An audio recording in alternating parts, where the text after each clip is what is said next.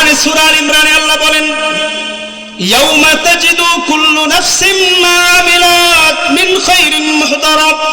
আল্লাহ ডাক দিয়ে বলো, ওই দিনের কথা স্মরণ করো যেই দিন প্রত্যেকটা মানুষ দুনিয়াতে যেই কর্ম করেছে ওই কর্মটা নিজের সামনে উপস্থিত পাবে। আল্লাহু আকবার বলেন। কথাটা কার? কোনো সন্দেহ আছে? তাহলে এবার কথাটা মিলান, যেমন কর্ম হবে দুনিয়ায় পরকালে ফলটাও ওই রকম হবে। জোরে কোন কথা ঠিক কি না?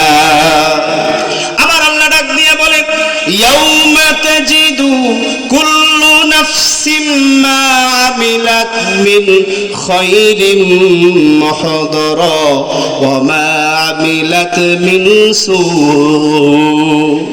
আল্লাহ ডাক দিয়ে বলে, ভালো করলে ভালো, আর যদি খারাপ কাজ করো তাহলে খারাপ কর্মের প্রতিফল তুমি কাল হাসরের মাঠে তোমার সামনে তুমি দেখতে পাইবা।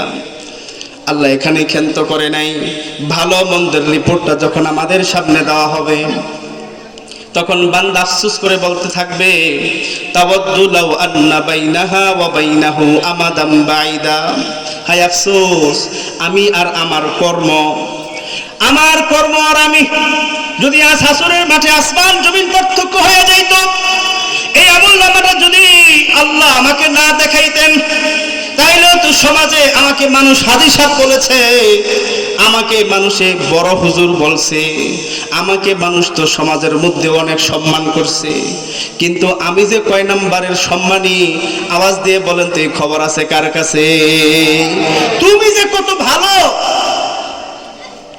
তুমি যে কয় নাম্বারের হাজী সাহেব, তুমি যে কয় নাম্বারের মৌলবী, তুমি যে কয় নাম্বারের বাটপার, তুমি তো কয় নাম্বারের সিটার, পৃথিবীর কেউ না জানলেও আওয়াজ দিয়ে বলতে হবে জানে কে?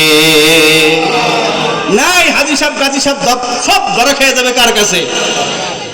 এই জন্য আল্লাহ একটা পেপার বানাবেন, পেপার যার নাম হলো আমলনামা। জোরে বলেন নাম কি? আরো জোরে বলেন নাম কি?